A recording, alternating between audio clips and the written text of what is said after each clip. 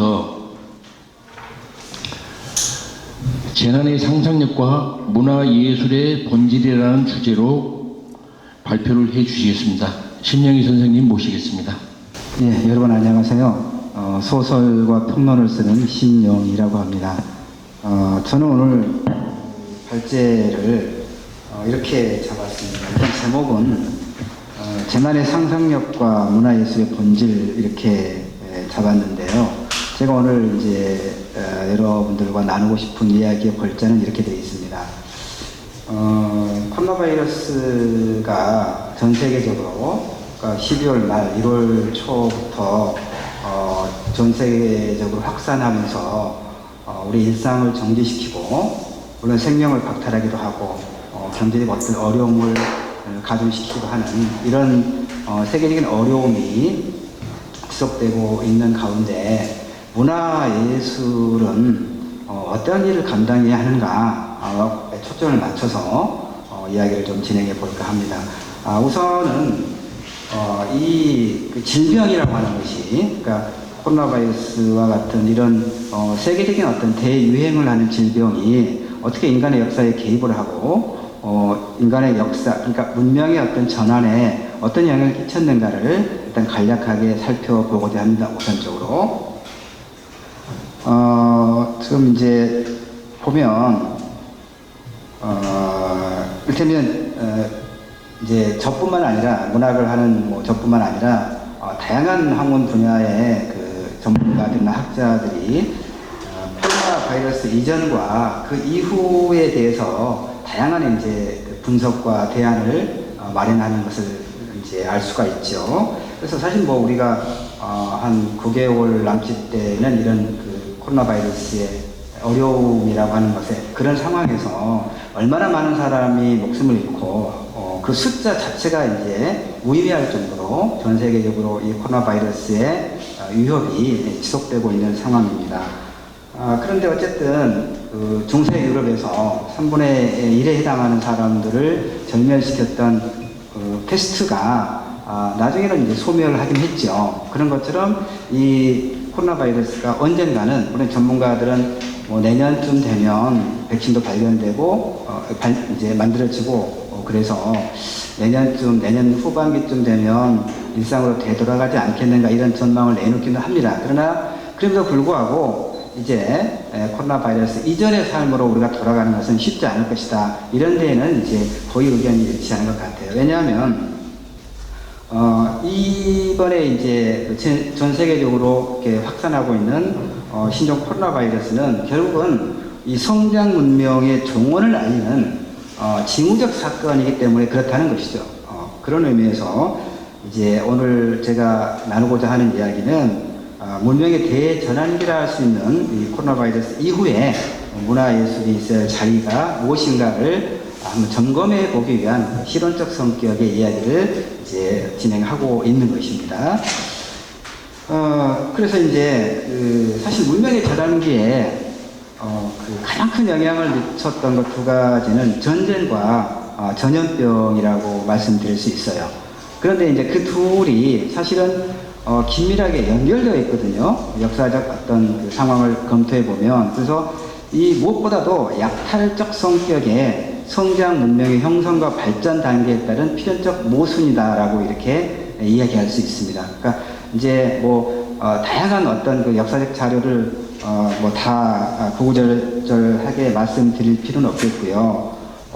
가장 이제 우리가 그 코로나 바이러스가 우리나라에서도 이렇게 확산되고 있으면서 어떤 현상이 빚어졌느냐면 문학 쪽에서 보면 2차 세계대전이 끝난 이듬해 한 2년쯤이죠. 1947년에 발표된 테스트라고 하는 그 소설이 알베르 까뮈의 테스트가 소위 역주행이라고 이야기하잖아요. 우리나라에서 다시금 테스트가 굉장히 많이 읽히기 시작했다는 것이죠. 그러니까 이 코로나 바이러스의 확산 상황이 중세 유럽을 휩쓸었던 테스트의 그런 어떤 상황과 매우 유사하다. 물론 이제 까미가 1947년에 발표한 테스트는 직접적으로는 중세 유럽의 3분의 1이 넘는 인구를 절멸시켰던 그런 상황은 아니고 다양한 이제 어떤 상징적 의미를 담고 있기는 합니다만은 하여튼 그 맥락이 매우 유사하다는 측면에서 알드르감의 페스트를 많이 읽었던 것으로 알고 있습니다. 그래서 이제 그 페스트가 보면 어떤 이제 페스트가 뭐 이제 몽골 군대가 중국을 지나서 크림반도까지 전국전쟁을 벌이는 과정에서 유럽 세계에 페스트균을 전파시켰다거나 이런 어떤 연대적 사건을 제가 이야기하려고 하는 게 아니라 유럽에서 그러면 이런 대규모의 감염병, 역병이 휩쓸고 간 다음에는 어떤 현상이 빚어지는가를 제가 이제 주목해서 말씀을 드리고자 해요. 무슨 얘기냐면 이 유럽에서 페스트가 지나간 후에 이를테면 종말론적 세계관이 유행했다는 거예요. 말세가 왔으니까 회개하라 라고 울부짖는 이 수많은 남녀들이 서로 채찍질을 하면서 40일 동안 해보고 다니던 편타고행이라고 하더라고요. 이를테면 페스트를 신의 징벌로 여기는 사람들이 그 육체적 고통을 통해서 신의 노여움을 풀어서 역병을 피하겠다. 이런 이제 매우 주술적인, 맹목적인, 이제 우리가 보면 이성에 반하는 그런 행위라고 볼 수 있는데, 이 사람들은 그 기록을 보니까 십자가와 가죽끈을 손에 잡은 전라의 혹은 발라의 남녀가 성가를 부르면서 마을에서 마을로 도시의 거리거리를 돌아다녔다는 것이죠. 그러니까 군데군데 그 매듭이 있고 옷이 박혀 있는 가죽끈으로 자신들의 몸을 이렇게 줄고 내려치면서 거리를 떼져 돌아다녔다는 것이죠. 이걸 한번 그 이미지가 지금 제가 말씀드리고 있는 짧은 순간에 모두의 이미지가 이렇게 그려지잖아요. 지금 이 상태로 보면 얼마나 기가 막힌 그 상황입니까? 그러나 당대 왜 그러냐면 그 3분의 1 내지 4분의 1이니까 기록을 보니까 2500에서 만 4년 동안에 유럽 인구의 3분의 1에서 4분의 1 하면 2500만에서 3500만 명이라고 하더라고요. 그러니까 그 많은 인구가, 그러니까 3분의 1이니까 한 가족이 최소한 4명, 5명, 3명, 4명이라고 할 때 가족 중에 1명 내지 2명이 페스트균에 감염돼서 속절없이 죽어갔다는 얘기죠. 아무런 손 쓸 틈도 없이. 그러니까 그동안에 믿었던 신에 대해서 신을 다시 계속 믿어야 될 것인가, 이런 회의가 왔을 수밖에 없겠죠. 물론 이제 이 사람들은 신의 징벌이다, 이런 맹목적인 어떤 주설적 기독교 신앙에 매몰된 결과이긴 하겠지만, 그러니까 지금 우리가 한참 지난 이 시기에 이성적으로 볼 때는 정말 황당하다고 볼 수 있겠지만, 당대의 사정을 고려하건대 바로 가족들이, 가까운 친구들이, 주변에 있는 사람들이 페스트균에 속절없이 감염돼서 죽어나갈 때 나머지 사람들은 아무런 힘을 쓸 수가 없었다는 것이죠. 그랬을 때 신의 징벌이라거나 또는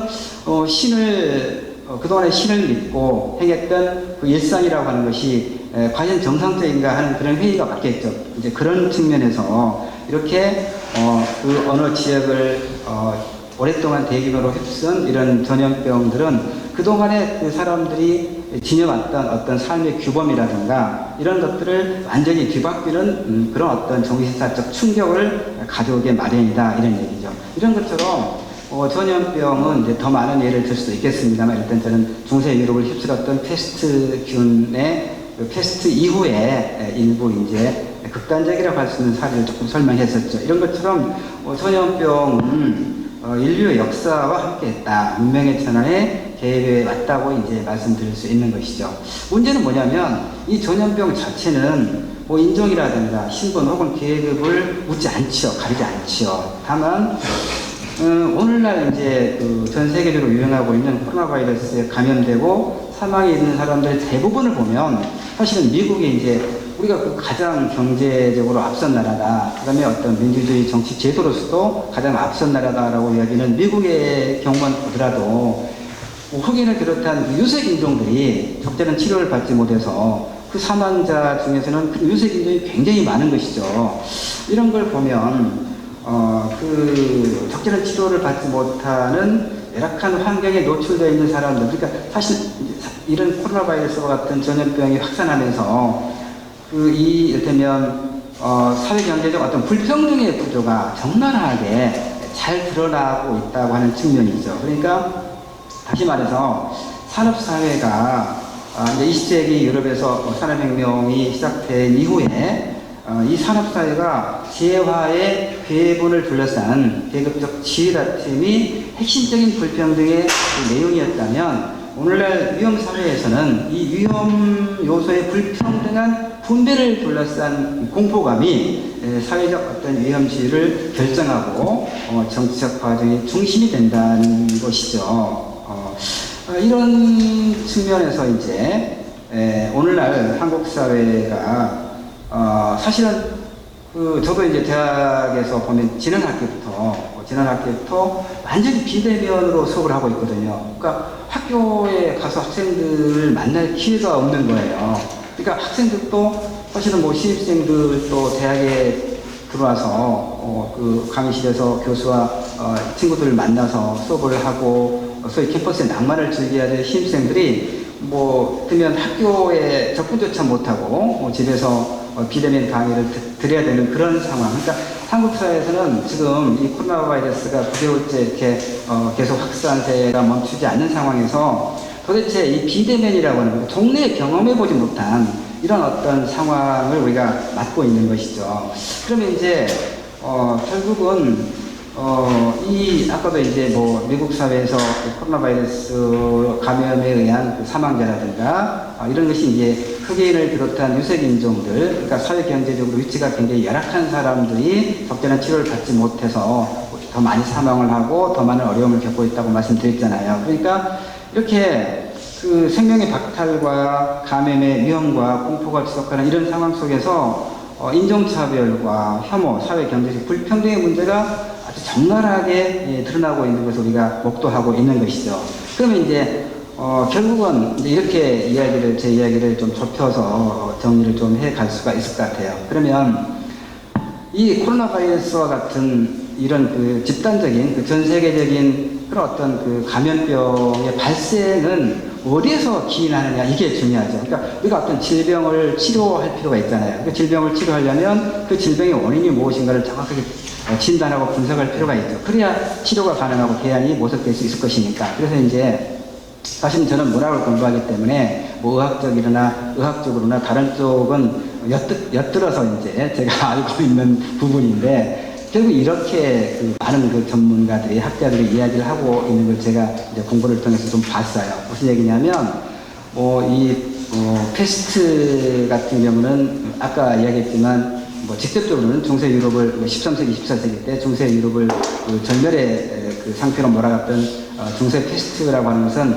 몽골의 침략 전쟁의 결과죠. 그 다음에 이제 아메리카 대륙 사람들을 또 그 절멸 상태로 몰아갔던 스페인의 어떤 침략 전쟁이라든가 그러니까 대개 침략 전쟁과 결부되어 있는 것이고, 오늘날 코로나 바이러스의 세계적 대확산은 무엇으로부터 기인하는가? 그것도 이제 여러 가지 어떤 설명들이 있긴 하지만, 핵심적인 제가 주목하고 있는 부분은 이런 거예요. 제가 이 글에 이제 제가 오늘 말씀드리고 있는 것에 제목에도 나와 있는 것처럼 결국 인간의 탐욕의 문제라는 것이죠. 그러니까 이를테면 그 신세기가 아니죠. 죄송합니다. 신세계 그 신석기 혁명이라고 부르는 이제 그런 되면 그 채집 경제 단계를 지나서 인류가 신석기 그런 시대에 그러니까 정착을 하고 그 농사를 짓고 목축을 하면서, 그러니까 이제 농업 생산력이 증가할 거고, 그러면 인구가 확장되겠죠.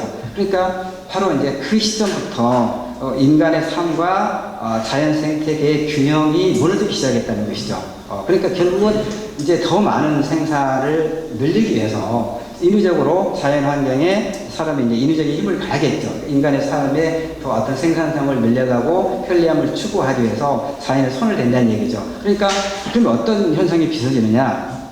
이 생태계 균형이 무너지면 먹이사슬이 단축된다는 얘기예요. 그러는 가운데 그 미생생물들이, 극미생생물들이 인간의 삶의 주변에 더 가까이 이렇게 침투한다는 것이죠. 그러니까 결국 오늘날 코로나 바이러스라고 하는 것은 그 원인이 분명하게 지금 정확하게 나와 있는 건 아니지만, 결국은 이 인간이 끊임없이 이 경제 성장을 확대해 나가는 그런 과정에서 생태계의 그 균열이 매우 심각하게 진행되고 있고, 그 다음에 또 인간이 온갖 것들을 다 그 먹이로 삼고 있잖아요.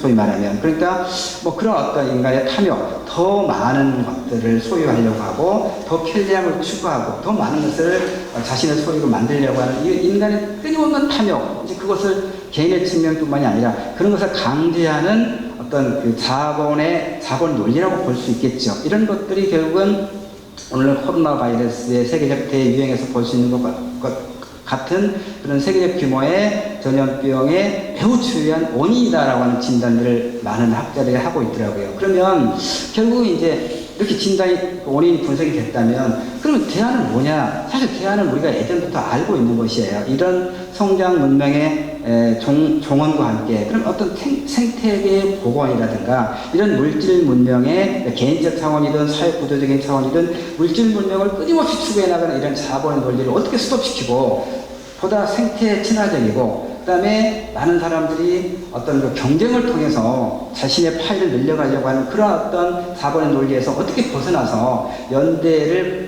추구하고 더불어 함께 살아갈 것인가를 모색하는 이런 삶의 회귀가 가장 이제 절실히 요구된다라고 대안은 얘기하는 것으로 알고 있거든요. 근데 많은 사람이 동의하고 저도 만드는 동의해요. 그런데 우리가 물질의 어떤 편리함에 중독이 되고 나면 그 이전의 삶으로 돌아가는 것은 말처럼 쉬운 노릇이 아니거든요. 바로 이런 것들이 그러니까 이 질병의 원인이 무엇이고 대안이 무엇인가를 우리가 이성적으로 알았다 하더라도 우리의 이 어떤 몸이라고 하는 것이 몸의 감각이라고 하는 것이